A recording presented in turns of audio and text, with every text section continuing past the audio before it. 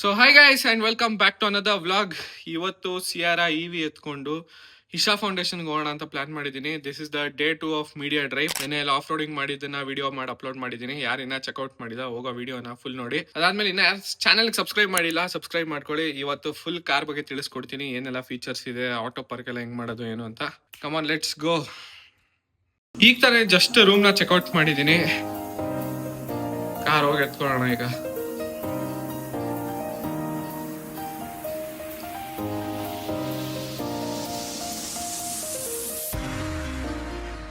Guys, ಈಗ car ನಮಗ್ ಸಿಕ್ಕಿದೆ. ಇಶಾ ಫೌಂಡೇಶನ್ ಹೋಗೋಣ ಅಂದಿದ್ ಪ್ಲಾನ್ ಇವತ್ತು ಕ್ಯಾನ್ಸಲ್ ಆಯ್ತು. ಏನಕ್ಕಂದ್ರೆ ರೋಡ್ ವರ್ಕ್ ನಡೀತಾ ಇದೆ, ಆಮೇಲೆ ಫುಲ್ ಟ್ರಾಫಿಕ್ ಅಂತೆ. ಸೊ ಬೇರೆ ಕಡೆ ಹೋಗೋಣ ಅಂತ ನಮ್ ಡ್ರೈವರ್ ಹೇಳ್ತಾ ಇದಾರೆ. ಯೂಶುವಲಿ ಮೀಡಿಯಾ ಡ್ರೈವ್ ಅಲ್ಲಿ ಕಾರ್ ಕೊಡೋದಕ್ಕಿಂತ ಮುಂಚೆ ಒಂದ್ಸತಿ ಬ್ರೀಫಿಂಗ್ ಮಾಡಿರ್ತಾರೆ. ಬ್ರೀಫಿಂಗ್ ಅಂದ್ರೆ ಕಾರ್ ಬಗ್ಗೆ ಏನ್ ಫೀಚರ್ಸ್ ಎಲ್ಲ ಆಡ್ ಮಾಡಿದ್ದಾರೆ, ಇದ್ರ ಸ್ಪೆಸಿಫಿಕೇಶನ್ ಏನು ಅಂತ ಅದ್ ತಿಳ್ಕೊಂಡ್ಮೇಲೆ ಕಾರ್ ಕೊಡ್ತಾರೆ. ಅದ್ರ ಜೊತೆಗೆ ಒಂದು ಟ್ರ್ಯಾಕಿಂಗ್ ಕಾರ್ ಇರುತ್ತೆ. ಅಂದ್ರೆ ನಮ್ಗೆ ಶೂಟ್ ಎಲ್ಲ ಮಾಡ್ಬೇಕು ಅಂದ್ರೆ ಈಸಿ ಆಗ್ಲಿ ಅಂತ ಒಂದು ಕಾರ್ ಕೊಟ್ಟಿರ್ತಾರೆ. ಈ ಕಾರ್ನ ಎತ್ಕೊಂಡು ಒಂದು ಹೊಸ ಲೊಕೇಶನ್ ಹೋಗೋಣ ಬನ್ನಿ. Hey channel, subscribe my guys. ಈ ಕಾರ್ನ ನೀವು ಆಲ್ರೆಡಿ ಇನ್ಸ್ಟಾಗ್ರಾಮ್, ಫೇಸ್ಬುಕ್ ಎಲ್ಲ ಕಡೆ ನೋಡಿರ್ತೀರಾ. ವೈರಲ್ ಆಗೋಗಿತ್ತು. ಏನಕ್ಕಂದ್ರೆ 18 ಲಕ್ಷಕ್ಕೆ ಸಿಯಾರಾ ಇವಿ ಅಂತ ಅನೌನ್ಸ್ ಮಾಡಿದ್ರು ಟಾಟಾದವರು. ಅದನ್ನ ಕ್ಲಾರಿಫೈ ಮಾಡ್ತೀನಿ. ನಮ್ಮ ಬೆಂಗಳೂರಲ್ಲಿ ರೋಡ್ ಟ್ಯಾಕ್ಸ್ ಕಟ್ಬೇಕು ನೀವು ಇವಿಗೆ. ಈಗ ಹೊಸದಾಗಿ ಗೌರ್ಮೆಂಟ್ ಅವರು ಅನೌನ್ಸ್ ಮಾಡಿದ್ದಾರೆ. ಬೇಸಿಕ್ ಮಾಡೆಲ್ ಸಿಯಾರಾ ನಿಮಗೆ 21 ಲಕ್ಷ ಆಗುತ್ತೆ. ಅಂಡ್ ಇವತ್ತು ನಾನು ತಂದಿರೋ ಟಾಪ್ ಎಂಡ್ ಗಾಡಿ ನಿಮಗೆ ಹೆಚ್ಚು ಕಮ್ಮಿ 27 ಲಕ್ಷ ಆಗುತ್ತೆ. ಓಕೆ, ಪ್ರೈಸಿಂಗ್ ಬಗ್ಗೆ ಯಾರಿಗೆ ಕನ್ಫ್ಯೂಷನ್ ಇತ್ತು ಕ್ಲಿಯರ್ ಆಗಿದೆ ಅನ್ಕೊಂಡಿದ್ದೀನಿ. ನಾನೇನು ಹೇಳ್ತಿರೋದು ಅಕ್ಯುರೇಟ್ ಅಲ್ಲ, ಶೋರೂಮ್ಗೆ ಹೋಗಿ ಚೆಕ್ ಮಾಡಿದ್ರೆ ಗೊತ್ತಾಗುತ್ತೆ. ಬಟ್ 27 ಲಕ್ಷಕ್ಕೆ ಈ ಕಾರ್ ವರ್ತಿದೆಯಾ ಇಲ್ವಾ ಅನ್ನೋದನ್ನ ಈ ವಿಡಿಯೋಲಿ ಫುಲ್ ತೋರಿಸ್ತೀನಿ ನೋಡಿ. ಫಸ್ಟ್ ಕೀ, ಈ ಕಾರಲ್ಲಿ 3 ಥರ ಕೀ ಬರುತ್ತೆ. ಒಂದು NFC ಕಾರ್ಡ್. ಈ ಕಾರ್ಡ್ನ ನೀವು ತೊಗೊಂಡೋಗಿ ಜಸ್ಟ್ ಕಾರ್ ಹತ್ರ ಬಿ ಪಿಲ್ಲರ್ ಇರುತ್ತಲ್ಲ, ಅಲ್ಲಿ ಟ್ಯಾಪ್ ಮಾಡಿದ್ರೆ ಓಪನ್ ಆಗುತ್ತೆ. ಇನ್ನೊಂದು ಫಿಸಿಕಲ್ ಕೀ ಕೊಟ್ಟಿದ್ದಾರೆ. ಇದರಲ್ಲಿ ನೀವು ರಿಮೋಟ್ ಪಾರ್ಕಿಂಗು, ಗಾಡಿ ಹಿಂದೆ ತೆಗೆಯೋದು ಅದೆಲ್ಲ ಮಾಡ್ಬೋದು. ಆಮೇಲೆ ಫೋನಲ್ಲೇ IRA.EV ಅಂತ ಒಂದು ಆ್ಯಪ್ ಇರುತ್ತೆ. ಅದನ್ನ ಯೂಸ್ ಮಾಡ್ಕೊಂಡು ಗಾಡಿ ನೀವು ಅನ್ಲಾಕ್ ಮಾಡೋದು, ಕಂಟ್ರೋಲ್ಸ್ ಎಲ್ಲ ಮಾಡ್ಬೋದು. ಇವತ್ತು ಎಲ್ಲರಿಗೂ ಇರೋ ಡೌಟ್ ಕ್ಲಿಯರ್ ಮಾಡ್ತೀನಿ. ಕಾರ್ನ ರಿಮೋಟಲ್ಲಿ ಯಾವ ಥರ ಪಾರ್ಕ್ ಮಾಡ್ಬೋದು ಅಂತ. ಫಸ್ಟು ವೆಹಿಕಲ್ನ ಲಾಕ್ ಮಾಡಬೇಕಾಗುತ್ತೆ. ಲಾಕ್ ಮಾಡಿದ್ಮೇಲೆ ಸ್ಟಾರ್ಟ್ ಮಾಡಬೇಕು. ಹೋಲ್ಡ್ ಪ್ರೆಸ್ ಮಾಡಿ ಇಟ್ಕೊಂಡ್ರೆ ಎಲೆಕ್ಟ್ರಿಕಲ್ಸ್ ಎಲ್ಲ ಆನ್ ಆಗುತ್ತೆ. ಈಗ ನೋಡಿ, ಕಾರ್ ಸ್ಟಾರ್ಟ್ ಆಗಿದೆ. ಆಮೇಲೆ ನೆಕ್ಸ್ಟ್ P ಫಾರ್ವರ್ಡ್ ಅಂತಿದೆ, P ಬ್ಯಾಕ್. ನಿಮಗೆ ಗಾಡಿ ಮುಂದೆ ಬೇಕಂದರೆ ಈ ಬಟನ್ ಪ್ರೆಸ್ ಮಾಡಿದ್ರೆ ಸಾಕು. ಈಗ ಮಾಡ್ತೀನಿ ನೋಡಿ. ಪ್ರೆಸ್ ಮಾಡಿ ಇಟ್ಕೊಂಡಿದ್ದೀನಿ. 5 ಬ್ಲಿಂಕ್ ಕೊಡುತ್ತೆ. ಅಂದರೆ ಕಾರ್ ಸರೌಂಡಿಂಗ್ಸಲ್ಲಿ ಯಾರಾದರೂ ಇದ್ದರೆ ಸೈಡಿಗೆ ಹೋಗಿ ಅಂತ. The car will move now. ನೋಡಿ,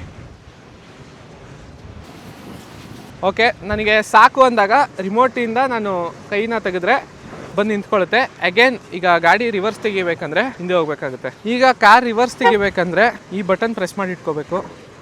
ಪುನಃ 5 ಬ್ಲಿಂಕ್ ಕೊಡ್ತಾ ಇದೆ ನೋಡಿ. The car will go back. And next ರಿಮೋಟಲ್ಲೇ ಪಾರ್ಕ್ ಮಾಡುತ್ತೆ. ಸ್ಟೇರಿಂಗ್ ವೀಲ್ ಎಲ್ಲ ರೊಟೇಟ್ ಮಾಡಿ. ಅದು ಯಾವ ಥರ ಅಂತ ಇವತ್ತು ನಾನು ತೋರಿಸ್ತೀನಿ ಬನ್ನಿ. ಈ ಪ್ರೋಸೆಸ್ ಬಂದು ಸ್ವಲ್ಪ ಲೆಂತಿ. ಫಸ್ಟು ಸೀಟ್ ಬೆಲ್ಟ್ ಹಾಕೋಬೇಕು. ಆಮೇಲೆ ಕಾರಲ್ಲಿ ಯಾವುದೋ ಡೋರ್ಗಳು ಓಪನ್ ಇರಬಾರ್ದು.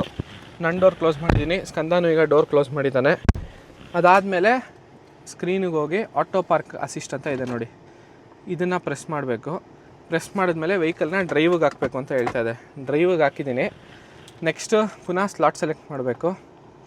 ಓಕೆ, ಇದನ್ನೆಲ್ಲ ಹೇಳುತ್ತೆ. ನೆಕ್ಸ್ಟ್ ಈಗ ನಾನು ಇಲ್ಲಿ ಪಾರ್ಕ್ ಮಾಡ್ತೀನಿ ನೋಡಿ. ಇಲ್ಲಿ ಪಾರ್ಕ್ ಮಾಡಿ ಈಗ ಲಾಕ್ ಆಯ್ತು ನೋಡಿ. ಗ್ರೀನ್ ಕಲರ್ ಆಯಿತು. ಇದು ಗ್ರೀನ್ ಆಗಿರೋದನ್ನ ನೋಡಿದ್ರಾ? 2 ಆಪ್ಷನ್ ಕೊಡ್ತಾ ಇದೆ. ಆಟೋ ಪಾರ್ಕಿಂಗ್, ಕಾರ್ ಒಳಗಡೆ ಕೂತ್ಕೊಂಡು ಮಾಡು, ಇಲ್ಲದೇ ಇದ್ದರೆ ಕೀಲ್ ಹೋಗ್ಬಿಟ್ಟು ಆಚೆ ಮಾಡು ಅಂತ. ಸೊ ನಾನು ರಿಮೋಟ್ ಪಾರ್ಕಿಂಗ್ ಸೆಲೆಕ್ಟ್ ಮಾಡ್ತಾ ಇದ್ದೀನಿ ನೋಡಿ. ರಿಮೋಟ್ ಪಾರ್ಕಿಂಗ್ ಸೆಲೆಕ್ಟ್ ಮಾಡಿದೆ. Let's do it. ಈಗ ಕಾರ್ ಆಚೆ ಹೋಗೋಕೆ ಹೇಳ್ತಾ ಇದೆ. ಒಂದು ಬೀಪ್ ಕೊಡುತ್ತೆ ಆಟೋ ಪಾರ್ಕ್ ಮಾಡ್ತಾ ಇದೆ ಅಂತ. ಇಲ್ಲಿರೋ ಬಟನ್ನ ನಾನು ಪ್ರೆಸ್ ಮಾಡಿ ಹಿಡಿಬೇಕೀಗ ನೋಡಿ. ಇಲ್ಲಿ ರಿಮೋಟಲ್ಲಿ ಕಾರ್ ಎಷ್ಟೊತ್ತು ಪಾರ್ಕ್ ಮಾಡ್ಬೇಕು ಅಷ್ಟೊತ್ತು ನಾನು ಪ್ರೆಸ್ ಮಾಡಿ ಇಟ್ಕೋಬೇಕು. ಅದೊಂದು ಗೋಲ್ ಇದರಲ್ಲಿ ನೋಡಿ. ಕಾರ್ ಮೂವ್ ಆಗ್ತಾ ಇದೆ. ಕಂದ ಹಿಂದೆ ಬಾ, ಅದು ಸ್ಟಾಪ್ ಆಗ್ಬಿಡುತ್ತಿಲ್ಲ. ಆಯಿತು. ಆಮೇಲೆ ನೋಡಿ, ಯಾರು ಇಲ್ಲ ಕಾರ್ ಒಳಗಡೆ. It is parking on its own. ಸ್ವಲ್ಪ ಏನಾದರೂ ಡೌಟ್ ಬಂದರೂ ಮುಂದೆ ಹೋಗಲ್ಲ. ಅದಕ್ಕೆ ನೋಡಿ ಅಲ್ಲಿ ಸ್ಲೋ ಮಾಡ್ಕೋತು. ಏನಾದರೂ ಸ್ಲೋಪ್ ಇದ್ರೆ ಸೆನ್ಸ್ ಮಾಡಿ ಓಕೆ ಮೆತ್ತಗೆ ಹೋಗ್ಬೇಕು ಅಂತ. ನಾವೇನಾದರೂ ಹತ್ರ ಹೋದ್ರೆ ಸ್ಟಾಪ್ ಆಗ್ಬಿಡುತ್ತದು. ಇಲ್ಲೊಂದು ಸಮಸ್ಯೆ ಖಂಡಿತ ಇದೆ. ಹೋಯ್ತು, ಸ್ಲೋಪ್ ಇತ್ತಲ್ಲ. ಆಮೇಲೆ ಈಗ ಅಲ್ಲಿ ನೋಡಿ ವೀಲ್ ಅದಾಗದೆ ರೊಟೇಟ್ ಮಾಡ್ತಾ ಇದೆ. ಪಾರ್ಕ್ ಆಯಿತು ಅಷ್ಟೇ. ಒಂದು ಪ್ರಾಬ್ಲಮ್ ಏನಂದರೆ ರಿಮೋಟ್ದು ಕೇಸ್ ಏನಿದೆ ಅಂದರೆ ಮೇಲ್ಗಡೆ ಪ್ಲಾಸ್ಟಿಕ್ ಅದು ತುಂಬ ಹಾರ್ಡ್ ಇದೆ. ಪ್ರೆಸ್ ಮಾಡಿ ಇಟ್ಕೊಳ್ಳೋಕೆ ಸ್ವಲ್ಪ ಹೊತ್ತು ನಿಮಗೆ ಇಲ್ಲಿ ನೋಡಿ ನನ್ನ ಕೈ ಹಿಂಗಾಗಿದೆ, ರೆಡ್ ಆಗೋಗಿದೆ. ಅಯ್ಯೋ ಪಾಪ ಅಲ್ಲ. ಸೊ ಅಷ್ಟೇ, ಅದು ಬಿಟ್ಟರೆ ಏನಿಲ್ಲ. ಕರೆಕ್ಟಾಗಿ ಆ್ಯಕ್ಯುರೇಟಾಗಿ ನಾನು ಹೇಳಿದ ಜಾಗದಲ್ಲಿ ಪಾರ್ಕ್ ಮಾಡಿದೆ. ಆ್ಯಂಡ್ ಕಾರ್ ಒಳಗಡೆ ಕುತ್ಕೊಂಡು ಯಾವ ಥರ ಪಾರ್ಕ್ ಮಾಡೋದು ಹೇಳ್ಕೊಡ್ತೀನಿ ಬನ್ನಿ. ಈಗ ಕಾರ್ ಒಳಗಡೆ ಕುತ್ಕೊಂಡಿದ್ದೀನಿ. ಕಾರ್ನ ಫಸ್ಟು ಸ್ಟಾರ್ಟ್ ಮಾಡೋಣ. ಏನಕ್ಕಂದರೆ ಪಾರ್ಕಿಂಗ್ ಮಾಡಿದಾಗ ಆಫ್ ಆಗೋಗಿರುತ್ತೆ ಅದು. ಕಾರ್ ಇಂಜಿನ್ ಸ್ಟಾರ್ಟ್ ಆಗಿದೆ. Again you should go to apps, auto park assist, vehicle shift to drive. ಆಮೇಲೆ ಈಗ ಇಲ್ಲಿ ಸೆಲೆಕ್ಟ್ ಮಾಡ್ತೀನಿ. ಓಕೆ, ವಾರ್ನಿಂಗ್ಗಳು ಕೊಡುತ್ತೆ, ಅದೊಂದು ಸ್ವಲ್ಪ ಈ ಕಾರಲ್ಲಿ ನೋಡ್ಕೋಬೇಕು. ಡನ್. ಪಾರ್ಕ್ ಆಗ್ತಾಯಿಲ್ಲ ನೋಡಿ, ಅದು ಹೇಳ್ದಂಗೆ ನಾನು ಕೇಳಬೇಕು ಸ್ವಲ್ಪ. ಈಗ ಲಾಕ್ ಆಯಿತು. Auto park, sit back and ನೀನೇ ಕೂತ್ಕೊಂಡು ನೋಡು ಅಂತ. ಈಗ ನೋಡಿ ಮಜಾ ತೋರಿಸ್ತೀನಿ. ಬ್ರೇಕ್ ಪೆಡಲಿಂದ ತೆಗ್ದಿದ್ದೀನಿ ಕಾಲು. ನಾನು ಏನಂದ್ರೆ ಏನೂ ಮಾಡ್ತಾಯಿಲ್ಲ.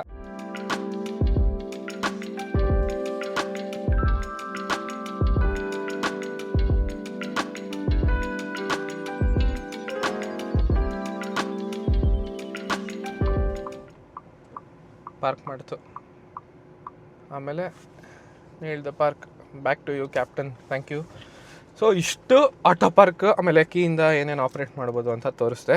ಇದರಲ್ಲಿ 3 ಸ್ಕ್ರೀನ್ ಕೊಟ್ಟಿದ್ದಾರೆ. ನಿಮ್ಗೆ ಆಲ್ರೆಡಿ ಗೊತ್ತು, ಸಿಯಾರಾ ಪೆಟ್ರೋಲ್ ಮತ್ತು ಡೀಸೆಲ್ ಲಾಂಚ್ ಆದಾಗಲೂ ಕೊಟ್ಟಿದ್ರು ಇದನ್ನು. ಆಮೇಲೆ ಹೈಪರ್ HUD ಅಂತ ಇದೆ, ಅದು ಪ್ರಾಬಬಲಿ ನಿಮಗೆ ಕಾಣಿಸಲ್ಲ, ನಾನೇ ಇಸ್ಕೊಂಡು ತೋರಿಸ್ತೀನಿ. ಸೊ ಇಲ್ಲಿ ನೋಡಿ ಕಾಣಿಸ್ತಿರ್ಬೋದು ನಿಮಗೆ, ಪಾರ್ಕಿಂಗು, km/h ಎಷ್ಟು ಏನು ಅಂತ ತೋರಿಸ್ತಾ ಇದೆ. ಇದು ಹೈವೇಸಲ್ಲಿ ಓಡಿಸ್ಬೇಕಾದ್ರೆ ಒಳ್ಳೆ ಮಜಾ ಕೊಡೋ ಫೀಚರು. ಏನಕ್ಕಂದರೆ ನಾನು ಎಲ್ಲೂ ನೋಡೋದೇ ಬೇಕಿಲ್ಲ, ಸುಮ್ಮನೆ ಅಲ್ಲಿ ಕಾಣಿಸ್ತಾ ಇರುತ್ತೆ ಸ್ಪೀಡ್ ಎಷ್ಟು ಹೋಗ್ಬೇಕೇನು ಅಂತ.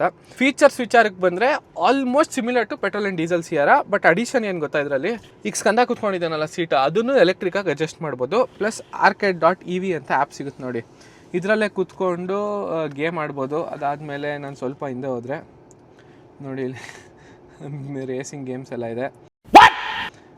ಯೂಟ್ಯೂಬ್ ಎಲ್ಲೋ ಇತ್ತಲ್ಲ, ಪ್ರೈಮ್ ವಿಡಿಯೋ, ಆವಾಗಲೇ ಹೇಳಿದ್ವಿ, ಜೈಲರ್ ಮೂವಿ ನೋಡ್ಕೊಂಡು ಬರ್ತಾ ಇದೆ. ಯೂಟ್ಯೂಬ್ ಕಿಡ್ಸ್ ಇದೆ, ZEE5 ಕನ್ನಡ. ನಿಮ್ಮ ಮನೆಯವ್ರಿಗೆ ಯಾರಾದರೂ ಟ್ರಾವೆಲ್ ಮಾಡ್ತಿರ್ತಾರಲ್ಲ ಅಂಥ ಟೈಮಲ್ಲಿ ಸೀರಿಯಲ್ ಆಗಿ ಕೊಟ್ಬಿಡಿ, ಪುಟ್ಗೌರಿ ಮದುವೆ ನೋಡ್ಕೊಂಡು ಕೂತಿರ್ಲಿ, ಏನು ನೀವು ಕಾರ್ ಓಡಿಸೋದ್ರ ಬಗ್ಗೆ ಮಾತಾಡೋದೇ ಇಲ್ಲ. ಇದು ನನಗಾಯಿತು. ಈ ಯೂಟ್ಯೂಬ್ ಎಲ್ಲ ಯಾವಾಗ ವರ್ಕ್ ಆಗುತ್ತೆ ಅಂದರೆ ಕಾರ್ ಪಾರ್ಕಿಂಗಲ್ಲಿ ಇದ್ದಾಗ, ಡ್ರೈವಲ್ಲಿ ಇದ್ದಾಗ ವರ್ಕ್ ಆಗಲ್ಲ ಇದು. ಈಗ ಪ್ಯಾಸೆಂಜರಿಗೆ ಕೊಟ್ಟಿದ್ದಾರೆ ನೋಡಿ, ಈ ಇನ್ಫೋಟೈನ್ಮೆಂಟ್ ನಿಮಗೆ ಎನಿ ಟೈಮ್ ವರ್ಕ್ ಆಗುತ್ತೆ. ಕೂತ್ಕೊಂಡು ನಂದೇ ಬ್ಲೂಟೂತ್ ಹೆಡ್ಫೋನ್ಸ್ ಇದ್ದರೆ ಅದು ಕನೆಕ್ಟ್ ಮಾಡ್ಕೋಬೋದು. PS5 ಕನ್ಸೋಲ್ದು ಗೇಮಿಂಗ್ ಏನಾದ್ರು ಇದ್ದರೆ ಅದನ್ನು ಕನೆಕ್ಟ್ ಮಾಡ್ಕೋಬೋದು. ಆ ಥರ ಎಲ್ಲ ಫೀಚರ್ಸ್ ಇದೆ. ನನಗೆ ಇಷ್ಟ ಆಗಿದ್ದು ಅಂದರೆ ಇದರಲ್ಲಿ 540 ಡಿಗ್ರಿ ಕ್ಯಾಮ್ರಾ ಕೊಟ್ಟಿದ್ದಾರೆ ನೋಡಿ. ಯೂಶಲಿ ನೀವು ಕಾರಲ್ಲಿ 360 ನೋಡ್ತೀರಾ, ಬಟ್ ಇದರಲ್ಲಿ 540 ಡಿಗ್ರಿ ಕ್ಯಾಮ್ರಾ ಇದೆ. ಎಂಥ ಅಮೇಝಿಂಗ್ ಫೀಚರ್ ಅಲ್ವಾ ಇದು. ಆಮೇಲೆ ಟ್ರಾನ್ಸ್ಪರೆಂಟ್ ಮೋಡ್ ಅಂತ ಬರುತ್ತೆ, ಅದನ್ನು ನಾನು ನೆಕ್ಸ್ಟು ಇದರಲ್ಲಿ ಆ್ಯಕ್ಟಿವೇಟ್ ಮಾಡಬೇಕು. ಇಲ್ಲಿ ನೋಡಿ ಸೆಟ್ಟಿಂಗ್ಸ್ಗೆ ಹೋದೆ, ಇದು ಆಫ್ ರೋಡ್ ಮಾಡ್ಬೇಕಾದ್ರೆ ಯೂಸ್ ಆಗುತ್ತೆ. ಇದಕ್ಕೆ ಹೋಗ್ಬಿಟ್ಟು SVS ಏನದು convenience. Okay, car animation on ಮಾಡಿದ್ದೀನಿ. ಆಫ್ಟರ್ ನೋಡಿ, ಈಗ ಕಾರ್ ಫುಲ್ ಟ್ರಾನ್ಸ್ಪರೆಂಟ್ ಆಗಿದೆ, ಅಂದರೆ ನೆಲದ ಕೆಳಗಡೆ ಏನಿದೆ ಎಲ್ಲ ಕಾಣಿಸ್ತಾ ಇರುತ್ತೆ. ಇದನ್ನು ಸ್ವಲ್ಪ ಡ್ರೈವಿಗೆ ಹಾಕ್ಬಿಟ್ಟು ನಾನು ತೋರಿಸ್ತೀನಿ ನೋಡಿ. ಕಾರ್ ಮೆತ್ತಗೆ ಮೂವ್ ಮಾಡ್ತೀನಿ. ಇಲ್ಲಿ ನೋಡಿ, ಇಲ್ಲಿ ಏನಿದೆ ಅನ್ನೋದು ಪರ್ಫೆಕ್ಟಾಗಿ ಗೊತ್ತಾಗ್ತಾ ಇದೆ ಕಾರ್ ಕೆಳಗಡೆ. So this is also a good feature. Music system, ಯಾರು ಆಡಿಯೋ ಲವರ್ಸ್ ಇದ್ದೀರಾ, ಇದರಲ್ಲಿ ಡಾಲ್ಬಿ ಅಟ್ಮಾಸ್ ಕೊಟ್ಟಿದ್ದಾರೆ ವಿತ್ 12 JBL ಸ್ಪೀಕರ್ಸ್. ಇಲ್ಲೊಂದು ಹಿಂದೆ, ಅದು ಸಬ್ವೂಫರ್, ಆಂಪ್ಲಿಫೈಯರ್ ಎಲ್ಲ ಇನ್ಬಿಲ್ಟ್ ಬರುತ್ತೆ. ಇಂಪ್ರೂವ್ ಮಾಡ್ಬೋದು ಇದ್ದಿದ್ದು ಏನಂದರೆ ಈ ಕಾರಲ್ಲಿ ಈ ಟಚ್ ಪ್ಯಾನಲ್, ಏನಾದರೂ ಫೋನ್ ತೊಗೊಳಕ್ಕೆ ಹೋದಾಗ ಸ್ವಲ್ಪ ಹಿಂಗೆ ಕೈ ಟಚ್ ಆಗಿಬಿಟ್ರೆ ಎಲ್ಲ ಆನ್ ಆಗಿಬಿಡುತ್ತೆ. ಅದೊಂದು ಬಟನ್ ವೈಸ್ ಕೊಟ್ಟಿದ್ರೆ ಚೆನ್ನಾಗಿರ್ತಿತ್ತು. 65 ವಾಟ್ ಚಾರ್ಜರ್ ಕೊಟ್ಟಿದ್ದಾರೆ ನೋಡಿ ಕೆಳಗಡೆ. ಈಗ ಇನ್ನೊಂದು ಕ್ವೆಶನ್ ಇರುತ್ತೆ, ಈ ಅಮೆಝಾನು ಮತ್ತು ಅಮೆಝಾನ್ ಪ್ರೈಮು, ಯೂಟ್ಯೂಬ್ ವಿಡಿಯೋ ಎಲ್ಲ ಓಡಿಸ್ಬೇಕಂದ್ರೆ ನೀವು ಕಾರಲ್ಲಿ ಒಂದು ಡಾಂಗಲ್ ಇಡಬೇಕು. ಸರ್ಪ್ರೈಸ್, ಇದು ಸುಮಾರು ಜನಕ್ಕೆ ಗೊತ್ತಿರಲ್ಲ. ಇಲ್ಲಾಂದರೆ ನಿಮ್ಮ ಫೋನ್ ಹಾಟ್ಸ್ಪಾಟು ಏನೋ ಒಂದು ಕನೆಕ್ಟಿವಿಟಿ ಕೊಡಬೇಕು, ಅದಕ್ಕೆ ಇಂಟರ್ನೆಟ್ ಸೋರ್ಸ್ ಇರೋಲ್ಲ. ನೀವು ಪ್ರಾಬಬಲಿ ಪರ್ಚೇಸ್ ಮಾಡಲೇಬೇಕು ಡಾಂಗಲ್. ಆ್ಯಂಡ್ ಕನ್ಸೋಲ್ ನೋಡೋದಾದರೆ ಸ್ಟೇರಿಂಗ್ ವೀಲು, ಡೋರ್ ಪ್ಯಾಡ್ಸು ಎಲ್ಲ similar to normal petrol and diesel Sierra. Sunroof ಅಷ್ಟೇ, biggest sunroof in the Indian manufactured car. ತುಂಬ ದೊಡ್ಡದಿದೆ ನೋಡಿ, ಹಿಂದೆ ತನಕ ಹೋಗುತ್ತೆ, ಆಲ್ಮೋಸ್ಟ್ ಬೂಟ್ ಸ್ಪೇಸ್ ಇರುತ್ತಲ್ಲ ಅಲ್ಲಿ ತನಕ. ಈಗ ಪ್ರಾಕ್ಟಿಕಾಲಿಟಿ ಬಗ್ಗೆ ಮಾತಾಡೋದಾದರೆ ಆಚೆ ಹೋಗಿ ತೋರಿಸ್ತೀನಿ ಬನ್ನಿ. 55 ಲೀಟರ್ ಫ್ರಂಕ್ ಕೊಟ್ಟಿದ್ದಾರೆ. ಗೋವಾಗೋದಾಗ ಯೂಸ್ ಮಾಡ್ಕೊಳ್ಳೋರು ಮಾಡ್ಕೋಬೋದು. ಅರ್ಥ ಆಯ್ತು ಅನ್ಸುತ್ತೆ. ಸಿ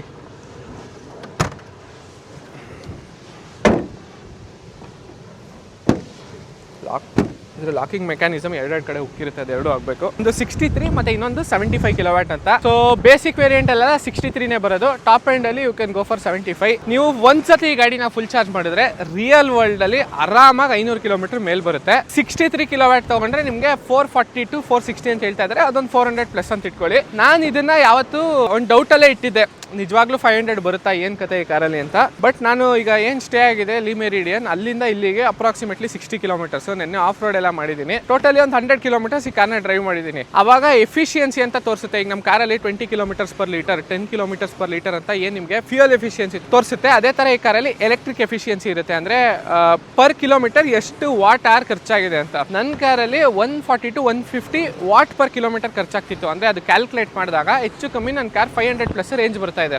ಸೊ ಈ ಥರ ನೀವು ಕ್ಯಾಲ್ಕುಲೇಟ್ ಮಾಡ್ಬೋದು.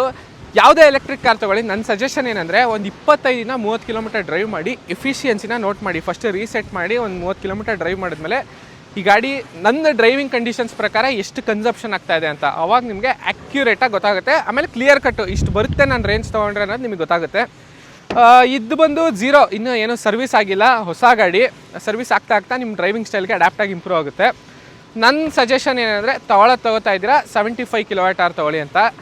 ಇನ್ನೊಂದು ಟಾಟಾದವರು ಸರ್ಪ್ರೈಸ್ ಮಾಡಿದ್ದು ಲಾಂಚ್ ಇವೆಂಟಲ್ಲಿ ಹೋದಾಗ ಹ್ಯಾರಿಯರ್ ಇವಿಲಿ ಆಲ್ ವೀಲ್ ಡ್ರೈವ್ ಇತ್ತು, ಕ್ವಾಡ್ ವೀಲ್ ಡ್ರೈವ್ ಅಂತ ಕರೀತಾರೆ ಯೂಶಲಿ ಟಾಟಾದವರು. ನಮಗೇನು ಎಕ್ಸ್ಪೆಕ್ಟೇಷನ್ ಇರಲಿಲ್ಲ ಈ ಗಾಡೀಲಿ ಕೊಡ್ತಾರೆ ಅಂತ, ಬಟ್ ಸಿಯಾರಾದಲ್ಲೂ ಕೊಟ್ಟಿದ್ದಾರೆ ನೋಡಿ Quad wheel drive dual motor setup ಅಂತ. ಕಾಂಪಿಟೇಷನ್ ಬೆಂಚ್ ಮಾರ್ಕಲ್ಲಿ ಟಾಪಲ್ಲಿ ಇದೆ ಇರೋದು. ಏನಕ್ಕಂದರೆ 4 ವೀಲ್ ಡ್ರೈವ್ EVs ನೀವು ಅಷ್ಟೊಂದು ನೋಡಿರಲ್ಲ ಇವತ್ತು, ಟಾಟಾದೇ ಜಾಸ್ತಿ ಇರೋದು. ಅಡ್ವಾಂಟೇಜ್ ಏನಂದರೆ ಈ ಸಕಲೇಶ್ಪುರ ಸೈಡ್ ಕೆಸರಲ್ಲೆಲ್ಲ ಹೋದಾಗ, ಆಮೇಲೆ ಲೇ ಲಡಾಖಕ್ಕೆ ತೊಗೊಂಡೋಗ್ತೀನಿ ಅಂತ ಆ ಥರ ಸ್ವಲ್ಪ ಕ್ರೇಜ್ ಇರೋರಿಗೆ ಈ ಗಾಡಿ ಪರ್ಫೆಕ್ಟಾಗಿ ಸೂಟ್ ಆಗುತ್ತೆ. ರೇಂಜ್ ವೈಸ್ 500 ಕಿಲೋಮೀಟರ್ ಕೊಡುತ್ತೆ. ನಾನು ಮೈಸೂರಿಂದ ಒಂದು 10-15 ನಿಮಿಷ ಮಧ್ಯದಲ್ಲಿ ಎಲ್ಲರೂ ಚಾರ್ಜ್ ಮಾಡಿದ್ರೆ ಗೋವಾಗ ಹೋಗಿ ಬರ್ಬೋದು. ಕ್ವಾಡ್ ವೀಲ್ ಡ್ರೈವಲ್ಲಿ ಫಾರ್ಚುನರ್ಗಿಂತ ಜಾಸ್ತಿ ಟಾರ್ಕ್ ಇದೆ. 504 ನ್ಯೂಟನ್ ಮೀಟರ್ಸ್.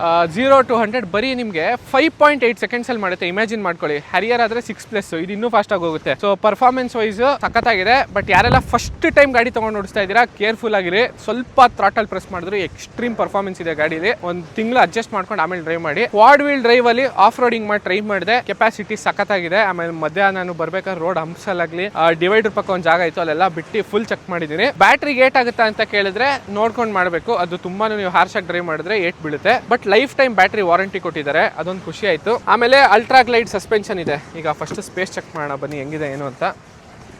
ಫ್ರಂಟಲ್ಲಿ ಸ್ಕಂದ ಕೂತ್ಕೊಂಡಿದ್ದ, ಅವನ ಹೈಟ್ ಪ್ರಕಾರ ಇದನ್ನು ಅಡ್ಜಸ್ಟ್ ಮಾಡಿದ್ದಾನೆ. ಅವನು 6 ಫೀಟ್ ಇದ್ದಾನೆ, ನಾನು 6 ಫೀಟ್ ಇದ್ದೀನಿ. ಪರವಾಗಿಲ್ಲ, ಒಂದು ಅಟ್ಲೀಸ್ಟ್ 300 ಕಿಲೋಮೀಟರ್ಸ್ ಕಂಟಿನ್ಯೂಸ್ ಆಗಿ ಕಾರಲ್ಲಿ ಟ್ರಾವೆಲ್ ಮಾಡ್ಬೋದು ನೀವು, ಅದಕ್ಕೇನು ಪ್ರಾಬ್ಲಮ್ ಬರಲ್ಲ. ಅಂಡರ್ ಥೈ ಸಪೋರ್ಟ್ ಚೆನ್ನಾಗಿದೆ, ಹೆಡ್ ರೂಮ್ ಚೆನ್ನಾಗಿದೆ, ಹೆಡ್ ರೆಸ್ಟ್ ಕೊಟ್ಟಿದ್ದಾರೆ 3 ಜನಕ್ಕೆ. ನೈಸ್, ಇನ್ನೇನು ಬೇಕು ಕಾರಲ್ಲಿ, ಇಷ್ಟು ಸ್ಪೇಸ್ ಇದೆ. 3 ಜನ ಕುತ್ಕೋಬೋದು ಹಿಂದೆ. ಏನಕ್ಕಂದ್ರೆ ಮಧ್ಯದಲ್ಲಿ ಹಂಪ್ ಕೊಟ್ಟಿಲ್ಲ ನೋಡಿ, ಫುಲ್ ಈ ತುದಿಯಿಂದ ಆ ತುದಿ ತನಕ ಫ್ಲಾಟ್ ಫ್ಲೋರು, ಏನು ಪ್ರಾಬ್ಲಮ್ ಇಲ್ಲ. ಹಿಂದ್ಗಡೆ ಕುತ್ಕೊಳ್ಳೋರಿಗೆ rear AC vents 65 watt charger ಎಲ್ಲ ಕೊಟ್ಟಿದ್ದಾರೆ. ಆಮೇಲೆ ಕಾರಲ್ಲಿ ಸನ್ ಶೇಡ್ಸ್ ಬರುತ್ತೆ, ಇದೆಲ್ಲ ಓಕೆ ಫೈನ್. 25 ಲಕ್ಷ ಆದಮೇಲೆ ಕಂಪ್ನಿಗಳು ಕೊಡಬೇಕಿರುತ್ತೆ. ಟೈರ್ ಸೈಜ್ ಬಂದು 19 ಇಂಚಸ್. ಪ್ರೊಫೈಲ್ ಸರಿಯಾಗಿದೆ. ಹೈವೇಸಲ್ಲಿ 140 ಎಲ್ಲ ಡ್ರೈವ್ ಮಾಡಿದ್ದೀನಿ, ಸ್ಟೆಬಿಲಿಟಿ ಚೆನ್ನಾಗಿತ್ತು. ಬಟ್ ನಾನು ಯಾರಿಗೂ ಸಜೆಸ್ಟ್ ಮಾಡಲ್ಲ. ಅಷ್ಟೊಂದೆಲ್ಲ ನೀವು ಎಲೆಕ್ಟ್ರಿಕ್ ಕಾರ್ಗಳಿಗೆ ಹಾಕೊಂಡು ರುಬ್ಬಿದ್ರೆ ರೇಂಜ್ ಆಬ್ವಿಯಸ್ಲಿ ಡ್ರಾಪ್ ಆಗುತ್ತೆ. ನಾವು ಬೂಟ್ ಸ್ಪೇಸ್, ಈ ಎಲೆಕ್ಟ್ರಿಕ್ ಟೈಲ್ ಗೇಟಲ್ಲಿ ಲಾಕಿಂಗ್ ಮೆಕ್ಯಾನಿಸಮ್ ಸ್ವಲ್ಪ ಸ್ಲೋ, ಅಂದರೆ ಅದು ಓಪನ್ ಆಗಿ ತೆಗಿಯೋಷ್ಟರಲ್ಲಿ ಸ್ವಲ್ಪ ಹಿಂಸೆ. ಪಾರ್ಸಲ್ ಟ್ರೇ ಇದೆ. 622 ಲೀಟರ್ ಬೂಟ್ ಸ್ಪೇಸ್ ಕೊಟ್ಟಿದ್ದಾರೆ. ಲಗೇಜ್ ಸ್ಪೇಸ್ ಬಗ್ಗೆ ಏನು ಪ್ರಾಬ್ಲಮ್ ಇಲ್ಲ. ಕ್ಲೋಸ್ ಮಾಡ್ತಾ ಇದ್ದೀನಿ. ಆಮೇಲೆ ಟಾಟಾದವ್ರದ್ದು ಒಂದು ಖುಷಿ ಆಗೋದೇನೆಂದರೆ ಆ್ಯಕ್ಯುರೇಟಾಗಿ ಪ್ರೈಸಿಂಗ್ ಹೇಳ್ತಾರೆ. 9.99 ಲ್ಯಾಕ್ಸಿಗೆ ಸ್ಟಾರ್ಟ್ ಮಾಡಿದ್ದೀವಿ. ಆಮೇಲೆ ಬ್ಯಾಟ್ರಿನ ನೀವು ಸರ್ವಿಸಿಗೆ ತೊಗೊಳ್ಳಿ ಅಂತ ಹೇಳಿಲ್ಲ ಈ ಕಾರಲ್ಲಿ, ಖುಷಿ ಆಯಿತು. ವೈಪರ್ ಇಲ್ಲಿ ಒಳಗಡೆ ಹೈಡ್ ಮಾಡಿರ್ತಾರೆ, ನಿಮಗೆ ಅಷ್ಟೊಂದು ಗೊತ್ತಾಗಲ್ಲ. ಡಿಸೈನ್ ವೈಸ್ ಪೆಟ್ರೋಲ್ ಮತ್ತು ಡೀಸೆಲ್ ಸಿಯಾರ ಐತಲ್ಲ ಅದೇ ಥರ ಇದೆ. 5 ಜನನು ಕಾರ್ ಒಳಗಡೆ ಕೂತ್ಕೊಂಡು ಲಗೇಜು ನೀವು ಹಾಕಿದಾಗ ಸಸ್ಪೆನ್ಷನ್ ನಿಮ್ಗೇನು ಹಾರ್ಡ್ ಫೀಲ್ ಆಗೋಲ್ಲ. ಮೂಮೆಂಟ್ ಚೆನ್ನಾಗಿದೆ.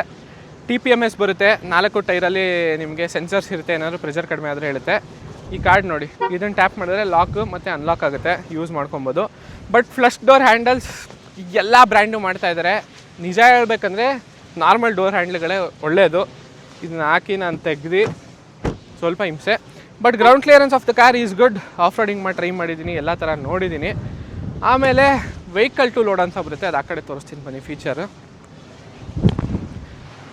ಇಮ್ಯಾಜಿನ್ ಮಾಡ್ಕೊಳ್ಳಿ, ಈಗ ನಿಮ್ಮ ಫ್ರೆಂಡ್ ಹತ್ರ ಯಾವುದೋ ಒಂದು ಟಾಟಾ ಪಂಚೋ ಟಾಟಾ ಟಿಯಾಗೋ ಕಾರ್ ಇದೆ ಅಂತ, ಇಬ್ಬರು ಒಟ್ಟಿಗೆ ಹೋಗಿರ್ತೀರ ಎಲ್ಲಾದರೂ. ಅವ್ರ ಕಾರಲ್ಲಿ ಚಾರ್ಜ್ ಖಾಲಿಯಾಗೋಗುತ್ತೆ, ಯಾವುದೋ ಚಾರ್ಜಿಂಗ್ ಸ್ಟೇಷನ್ ಸಿಗಲ್ಲ ಅಂದಾಗ ನೀವು ಈ ಕಾರ್ ಅಂದರೆ ಸಿಯಾರಾ EVಯಿಂದ ನಿಮ್ಮ ಫ್ರೆಂಡ್ ಕಾರ್ನ ಚಾರ್ಜ್ ಮಾಡ್ಬೋದು. ಇದನ್ನ ವೆಹಿಕಲ್ ಟು ಲೋಡ್ ಅಂತ ಕರೀತಾರೆ. ಇಲ್ಲಾಂದರೆ ಕ್ಯಾಂಪಿಂಗ್ ಮಾಡ್ತಾ ಇದ್ದೀನಿ, ನಾನು ಏನಾದ್ರು ಒಂದು ಎಲೆಕ್ಟ್ರಿಕ್ ಇಂಡಕ್ಷನ್ ಸ್ಟವ್ ಆನ್ ಮಾಡಬೇಕು, ಕಾಫಿ ಮೇಕರ್ ಎಲ್ಲ ಹಾಕ್ಬೇಕಂದ್ರೆ ಸಪ್ರೇಟ್ ಇದಕ್ಕೊಂದು ಅಡಾಪ್ಟರ್ ಬರುತ್ತೆ, ಆಕ್ಸೆಸರಿ ತೊಗೊಂಡು ನೀವು ಇದಕ್ಕೆ ಪ್ಲಗ್ ಮಾಡಿಬಿಟ್ಟು ಆಪ್ರೇಟ್ ಮಾಡ್ಬೋದು. ಅದೆಲ್ಲ ಒಳ್ಳೊಳ್ಳೆ ಫೀಚರ್ಗಳು ಕೊಟ್ಟಿದ್ದಾರೆ. ಆ್ಯಂಡ್ ಚಾರ್ಜಿಂಗ್ ಸ್ಪೀಡ್ ಬಗ್ಗೆ ಮಾತಾಡಲೇಬೇಕು, ಎಲೆಕ್ಟ್ರಿಕ್ ಕಾರ್ ಅಲ್ವಾ. 120 kWh ಕೊಟ್ಟಿದ್ದಾರೆ. 120 kW ಅಂದರೆ ನಿಮಗೆ ಎನಿ ಟೈಮ್ ಅದೇನು ಅಷ್ಟು ಸ್ಪೀಡಾಗಿ ಆಗೋಲ್ಲ. ಒಂದು 80-100 ಅಂತ ಇಟ್ಕೊಳ್ಳಿ. 80-100 ಅಂತ ಇಟ್ಕೊಂಡಾಗ ಆ್ಯಾವ್ರೇಜ್ ಸೊ ಈ ಕಾರ್ನ ನೀವು ಅಪ್ರಾಕ್ಸಿಮೇಟ್ಲಿ 15 ನಿಮಿಷ ಚಾರ್ಜ್ ಮಾಡಿದ್ರೆ ಸಾಕು 250 ಕಿಲೋಮೀಟರ್ಸ್ ರೇಂಜ್ ಟಾಪ್ ಅಪ್ ಮಾಡ್ಕೊಬೋದು. ಸ್ಟಾರ್ಟಿಂಗ್ ಕಾರ್ ಕೂಲ್ ಡೌನ್ ಇರುತ್ತೆ, ಇಲ್ಲ ಅಂದರೆ ಒಂದು 40% ಚಾರ್ಜ್ ಇರುತ್ತೆ ಅಂದ್ಕೊಳ್ಳಿ. ಆವಾಗ 120 ಕಿಲೋಮೀಟರಲ್ಲೇ ಚಚ್ಕೊಂಡು ಚಾರ್ಜ್ ಆಗುತ್ತೆ. ಬಟ್ ಏನೇ ಆದರೂ ಒಂದು 20 ನಿಮಿಷ ಚಾರ್ಜ್ಗೆ ಹಾಕ್ಬಿಟ್ಟು ಜ್ಯೂಸ್ ಕುಡ್ಕೊಂಡು ಬರೋಷ್ಟಲ್ಲಿ 200 ಕಿಲೋಮೀಟರ್ಸ್ ಈಸಿಯಾಗಿ ಟಾಪ್ ಅಪ್ ಆಗುತ್ತೆ. ಮೈಸೂರು ಬೆಂಗಳೂರೆಲ್ಲ ಓಡಾಡೋರಿಗೆ ಒಳ್ಳೆ ಮಜಾ ಈ ಕಾರ್ ತಗೊಂಡಾಗ. ಈಗ ಪಾಯಿಂಟಿಗೆ ಬರ್ತೀನಿ, ನಾನು ಆಲ್ ವೀಲ್ ಡ್ರೈವ್ ತಗೋಬೇಕಾ ರೇರ್ ವೀಲ್ ಡ್ರೈವ್ ತಗೋಬೇಕಾ ಅಂತ ಕನ್ಫ್ಯೂಷನ್ ಇರುತ್ತೆ. ನೋಡಿ, ಆಸ್ ಪರ್ ದ ಕಾಂಪಿಟೇಷನ್ ನೀವು ಬೇರೆ ಎಲೆಕ್ಟ್ರಿಕ್ ಕಾರ್ಸ್ನ ನೋಡಿದ್ರೆ apart from Tata, electric cars ಅಲ್ಲಿ ಬರ್ತಾ ಇರೋದೇ 2 ವೀಲ್ ಡ್ರೈವ್, ಅಂದ್ರೆ ಫ್ರಂಟ್ ವೀಲ್ ಡ್ರೈವ್ ಅಂತ ಕರೀತಾರೆ. ಸೊ ಅದು ಇಷ್ಟೊಂದೆಲ್ಲ ನಿಮಗೆ ರಗೆಡ್ ಆಗಿ ಸ್ವಲ್ಪ ರೋಡ್ ಇಲ್ದಿರೋ ಜಾಗದಲ್ಲೆಲ್ಲ ತಗೊಂಡೋಗಕ್ಕಾಗಲ್ಲ. CR ಅಲ್ಲಿ ಅಡ್ವಾಂಟೇಜ್ ಮಾಡಿದೆ ಅದು ಕಂಪ್ನಿಯವರು. ನೀವು ಬೇಸಿಕ್ ಕಾರ್ ತಗೊಂಡ್ರೆ ರೇರ್ ವೀಲ್ ಡ್ರೈವ್ ಕೊಡ್ತಾರೆ. ಇದು ಸ್ವಲ್ಪ advantage compare to front wheel drive. And ನನಗೆ 4 ವೀಲ್ ಡ್ರೈವೇ ಬೇಕು, ನನಗೆ ಟಾಪ್ ಎಂಡೇ ತಗೋತೀನಿ ಅಂದ್ರೆ 1 ಲಕ್ಷ ಎಕ್ಸ್ಟ್ರಾ ಆಗುತ್ತೆ. ಟಾಪ್ ಎಂಡ್ ಈ ಗಾಡಿದು ಪ್ರೈಸ್ ಬಂದು ನಿಮಗೆ 24.79 lakh rupees. But 4 wheel drive ಬೇಕು ಅಂದ್ರೆ 1 ಲಕ್ಷ ಎಕ್ಸ್ಟ್ರಾ, ಪುನಃ ಅದಕ್ಕೆ ಟ್ಯಾಕ್ಸ್. ಆಮೇಲೆ ಫಾಸ್ಟ್ ಚಾರ್ಜಿಂಗ್ ಮನೇಲೆ ಇನ್ಸ್ಟಾಲ್ ಮಾಡಿಸ್ಕೋತೀನಿ ಅಂದರೆ 11 kW ಸಮಥಿಂಗ್ದು, ನಿಮಗೆ ಅದಕ್ಕೆ 40,000 ಎಕ್ಸ್ಟ್ರಾ ಕೊಡಬೇಕು.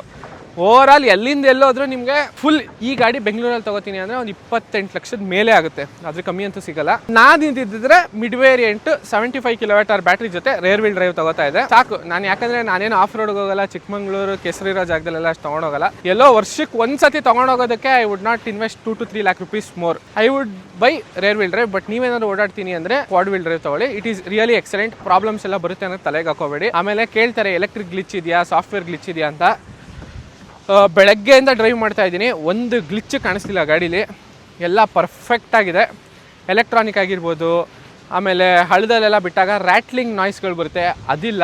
ಇನ್ಸುಲೇಷನ್ ಚೆನ್ನಾಗಿದೆ, ಒಳಗಡೆ ಎಷ್ಟೇ ಮ್ಯೂಸಿಕ್ ನಾನು ಹೊಡೆದಾಡಿದ್ರು ಆಚೆ ಕಡೆ ಕೇಳಿಸಲ್ಲ. ಆಮೇಲೆ ಆಚೆ ಕಡೆ ನಾಯ್ಸ್ ಒಳಗಡೆ ಬರಲ್ಲ. ಇಂಡಸ್ಟ್ರಿ ಸ್ಟ್ಯಾಂಡರ್ಡ್ಸ್ ಆಗಿದೆ. 25 ಲಕ್ಷದ ಕಾರ್ಗೆ ಏನು ಕೊಡಬೇಕು ಅದನ್ನು ಕೊಟ್ಟಿದ್ದಾರೆ. ವೆಂಟಿಲೇಟೆಡ್ ಸೀಟ್ ಆಪ್ಷನ್ ಇದೆ. ಆಮೇಲೆ ಇಲ್ಲಿ ಅಂಡರ್ ಥೈ ಸಪೋರ್ಟ್, ಇದೆಲ್ಲ ಪ್ರೀಮಿಯಂ ಕಾರ್ಸ್ ಅಲ್ಲಿ ಬರೋದನ್ನು ಕೊಟ್ಟಿದ್ದಾರೆ. ಬಟ್ ವರ್ತ್ 27 ಲಕ್ಷಕ್ಕೆ ನಾನು ಈ ಗಾಡಿ ತಗೋತೀನಿ ಅಂದ್ರೆ ಇವತ್ತು it is a better option. Competitors ಅಲ್ಲಿ ಈ ಪ್ರೈಸ್ಗೆ 7 ಸೀಟರ್ ಎಲೆಕ್ಟ್ರಿಕ್ ಬರುತ್ತೆ. ಬಟ್ ಪಾಯಿಂಟ್ ಏನಂದ್ರೆ ರೇಂಜ್ ಎಷ್ಟು ಬರ್ತಾ ಇದೆ, ಆಮೇಲೆ ಫೀಚರ್ಸ್ ಏನೇನು ನಮಗೆ ಎಕ್ಸ್ಪೆಕ್ಟೇಷನ್ ಇರುತ್ತೆ ಅನ್ನೋದು. ಸೊ ಅಷ್ಟನ್ನೆಲ್ಲ ಬೌಂಡ್ರಿ ಹಾಕೊಂಡ್ರೆ ಈ ಗಾಡಿ ಪರ್ಫೆಕ್ಟ್ ಆಗಿ ಫಿಟ್ ಆಗುತ್ತೆ. ಬೆಂಗಳೂರು ಸಿಟಿ ಟ್ರಾಫಿಕ್ ಅಲ್ಲೆಲ್ಲ ಓಡಾಡ್ತೀನಿ ಅಂದ್ರೆ ರೇಂಜ್ ಬಗ್ಗೆ ತಲೆನೇ ಕೆಡ್ಸ್ಕೊಳ್ಳೋದು ಬೇಕಿಲ್ಲ. ರೀಜನ್ ಮೋಡ್ಸ್ ಹಾಕೊಂಡು ಸುಮ್ಮನೆ ಓಡಾಡ್ತಾನೆ ಇರ್ಬೋದು.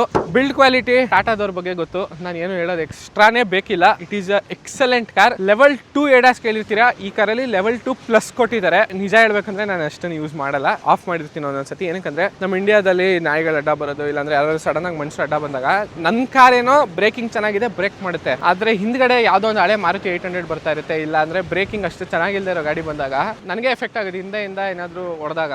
ಸೊ ಓಕೆ, ಹೈವೇಸಲ್ಲಿ ಚೆನ್ನಾಗಿದೆ, ಬಟ್ ಸಿಟಿ ಒಳಗಡೆ ನಾನು ಅಷ್ಟೊಂದೇನು ADASನ ಪ್ರಿಫರ್ ಮಾಡಲ್ಲ, ಹಾನೆಸ್ಟ್ ಆಗಿ ಹೇಳ್ತಾ ಇರೋದು. ಫ್ರಂಟಿಂದ ನೋಡೋದಾದ್ರೆ CRI electric petrol diesel comparison ಮಾಡಿದಾಗ ಸಿಮಿಲರ್ ಆಗಿದೆ. LED ಹೆಡ್ ಲ್ಯಾಂಪ್ ಕೊಟ್ಟಿದ್ದಾರೆ, ಕನೆಕ್ಟೆಡ್ LED DRLs ಬರುತ್ತೆ. ಫ್ರಂಟ್ ಅಲ್ಲಿ 6 ಪಾರ್ಕಿಂಗ್ ಸೆನ್ಸರ್ಸ್ ಇದೆ, ಪಾರ್ಕಿಂಗ್ ಕ್ಯಾಮ್ರಾ ಕೊಟ್ಟಿದ್ದಾರೆ. ಇದು ಲೋಗೋ ಹೊಸದು 3D ಟಾಟಾ ಲೋಗೋ ಅಂತ ಕರೀತಾರೆ. Fine, good package. ನಿಮಗೆ ಏನಾದ್ರು ಡೌಟ್ ಇದ್ರೆ ಕಮೆಂಟ್ ಸೆಕ್ಷನ್ ಅಲ್ಲಿ ಕಮೆಂಟ್ ಮಾಡಿ. ಫುಲ್ ವಿಡಿಯೋ ನಾನು ಆಲ್ರೆಡಿ ಅಪ್ಲೋಡ್ ಮಾಡಿರ್ತೀನಿ, ಪ್ರಾಬಬ್ಲಿ ಇನ್ನೊಂದು 3-4 ಡೇಸ್. ಇವತ್ತು ಬಂದು 7th ಡೇಟ್. ನಾನು ಆಫ್ ರೋಡ್ ಮಾಡಿರೋದು ಸಪರೇಟ್ ವಿಡಿಯೋ ಮಾಡಿದ್ದೀನಿ, ಯಾರೆಲ್ಲ ಇನ್ನ ನೋಡಿಲ್ಲ ಹೋಗಿ ನೋಡಿ. ನನಗೆ ಕಾರ್ ಬಗ್ಗೆ ಏನ್ ಅನಿಸ್ತು ಅದನ್ನ ಓಪನ್ ಆಗಿ ಹೇಳಿದೀನಿ. There is nothing to hide. ಗಾಡಿ ಅಂತೂ ಇಷ್ಟ ಆಯ್ತು. ಒಂದ್ 2-3 ಫೀಚರ್ ಚೇಂಜ್ ಮಾಡ್ಬೇಕಿರೋದನ್ನು ಹೇಳಿದೀನಿ. ಒಳಗಡೆ AC ಕಂಟ್ರೋಲ್ಸ್ ಮತ್ತೆ ರಿಮೋಟ್ ಕೀ ಏನ್ ಕೇಸಿಂಗ್ ಇರುತ್ತಲ್ಲ ಅದು ಸಾಫ್ಟ್ ಮಾಡ್ಬೇಕು, ಸ್ವಲ್ಪ ಬೆರಳೆಲ್ಲ ನೋವು ಬರುತ್ತಿಲ್ಲ ಇದ್ರೆ. Nothing to worry. ಅಂಡ್ ಗಾಡಿ ತಗೊಂಡ್ರೆ PPF ಮಾಡಿಸ್ಕೊಳ್ಳಿ. ಇದೆಲ್ಲ ಪಿಯಾನೋ ಬ್ಲಾಕ್ ಫಿನಿಶ್ ಅಲ್ಲಿ ಇದೆ. ಅಕಸ್ಮಾತ್ ಸ್ಕ್ರಾಚ್ ಆಯ್ತು ಅಂದ್ರೆ ಹೈಲೈಟ್ ಆಗಕ್ಕೆ ಸ್ಟಾರ್ಟ್ ಆಗುತ್ತೆ. So better get your car with PPF ಮಾಡಿಸಿ, ವರ್ತ್ ಆಗುತ್ತೆ. ಫಿಟ್ ಅಂಡ್ ಫಿನಿಶ್ ಪ್ರಾಬ್ಲಮ್ಸ್ ಏನೂ ಇಲ್ಲ. Acceleration 0 to 100 5.8 seconds. ಸರ್ರಿಗೆ ಓಡಿಸಿದ್ದೀನಿ ಕಾರ್ನ, ಏನಂದ್ರೆ ಏನು ಗೊತ್ತಾಗಲ್ಲ. ನಿಜ ಹೇಳ್ಬೇಕಂದ್ರೆ ಒಂದು BMW 3 Series ಗೆ ಬೀಟ್ ಮಾಡೋಷ್ಟು ಈ ಗಾಡಿಲಿ ಕೆಪಾಸಿಟಿ ಇದೆ. ನಾನು ಈ ಕಾರ್ನ ಏನು ಕಂಪೇರ್ ಮಾಡೋದು ಬೇಕಿಲ್ಲ. ಅದು 80 ಲಕ್ಷ ಆಗುತ್ತೆ, ಇದು 27 ಲಕ್ಷ. ಬಟ್ ನಾನು ಪರ್ಫಾರ್ಮೆನ್ಸ್ ವೈಸ್ ಹೇಳ್ತಾ ಇರೋದು, it is a very capable and good car. 0 to 100 ಮಾಡಿದಾಗ ನಮ್ಮ ಕತ್ತೆಲ್ಲ ಹಿಂದ್ಗಡೆ ಸೀಟಿಗೆ ಫುಲ್ ಪುಷ್ ಬ್ಯಾಕ್ ಆಗಿರ್ತೀವಿ, ಆ ತರ ಒಂದು ಪರ್ಫಾರ್ಮೆನ್ಸ್ ಇದೆ. ಓಕೆ, 80 to 100 ಅಲ್ಲಿ ಓಡಿಸ್ಕೊಂಡು ನೆಮ್ಮದಿಯಾಗಿ ಊರಿಂದ ಊರಿಗೆ ಓಡಾಡ್ತೀನಿ ಅಂದ್ರೆ thumbs up. Okay guys, time to end the video. ಏನಾದರೂ ಫೀಚರ್ಸ್ ಮಿಸ್ ಮಾಡಿದ್ರೆ ಕಮೆಂಟ್ ಸೆಕ್ಷನ್ ಅಲ್ಲಿ ಕಮೆಂಟ್ ಮಾಡಿ, ಎಕ್ಸ್ಪ್ಲೇನ್ ಮಾಡ್ತೀನಿ. ಇಲ್ಲದ್ರೆ Instagram ಅಲ್ಲಿ 222,000 ಫಾಲೋವರ್ಸ್ ಇದ್ದೀರಾ, ಮೆಸೇಜ್ ಮಾಡಿ. ಬಾಯ್.